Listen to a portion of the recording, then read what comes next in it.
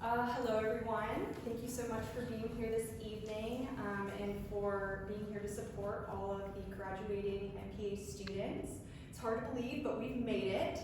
And it's really exciting to think that we'll be walking across that graduation stage in a couple short weeks. So just an introduction for those who don't know me. My name is Halie Beard. I'm getting my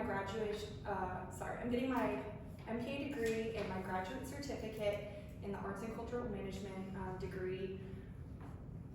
Okay, so just a little background about me. So I attended the University of South Carolina for my undergraduate studies. While I was there, I got my Bachelor of Science in Retail Management and a minor in Business Administration. And I always had a passion for fashion and wanted to work in the fashion industry following my graduation. So that took me to the Cato Corporation. That was my very first job out of college, based in Charlotte. There I was an assistant product manager for their jewelry line before moving over to Family Dollar.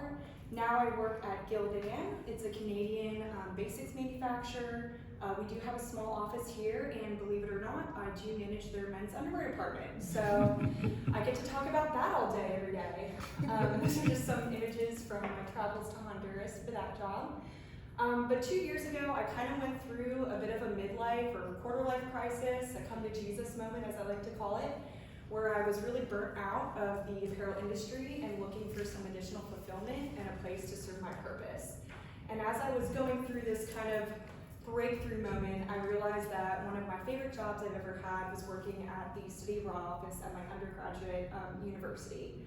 And I just really love the connection that I shared with students there and being able to help students on their journey.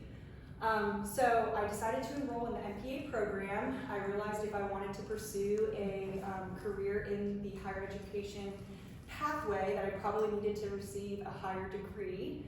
And it's been a struggle. I think I bit off a little more than I could chew. I don't think I had a true appreciation for how much work it was going to be on top of working a full-time and part-time job. But these are some of the skills and the biggest takeaways that I've gotten from this program, and I'm really proud of how far I've come. After graduation, I'm looking, as I said, to get into higher education. Not entirely sure what that entails. I would love to work in student services, ideally, probably remain in the area, but that's really kind of my calling.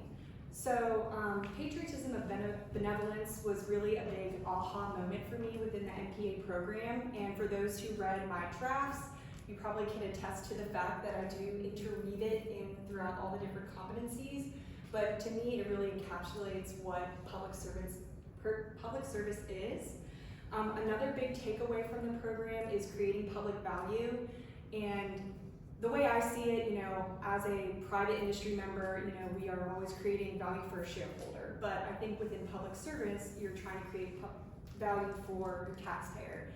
And so whether that's education, quality law enforcement, public services, things of that nature, that's what we should all strive to do in our future careers. And a lot of that comes from listening to the needs of the public and actually delivering upon those needs. So leading and managing in the public interest can mean a lot of different things. I think at its core, though, is really listening to what the public needs and taking those needs into account and developing programs and policy to benefit the public. In order to do that, you need to be an active member of participating and contributing to the policy process. So listening to the needs of the community and then developing different policies that address those needs. And I think this program does a really great job teaching us the different frameworks and how policy is created and how it shifts over time. A big part of that is also analyzing, synthesizing, thinking critically, and solving problems using evidence-based decision-making.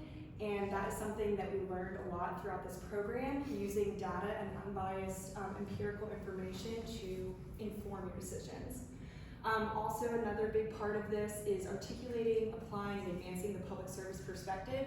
So I know this slide kind of pokes fun on conflict mitigation, but that is a huge part of being in the public service and something we should all strive to do and do effectively.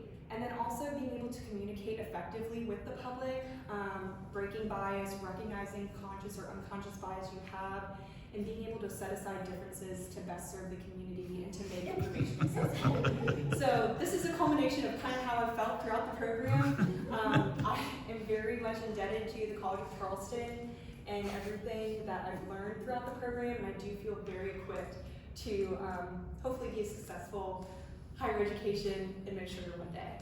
Thank you.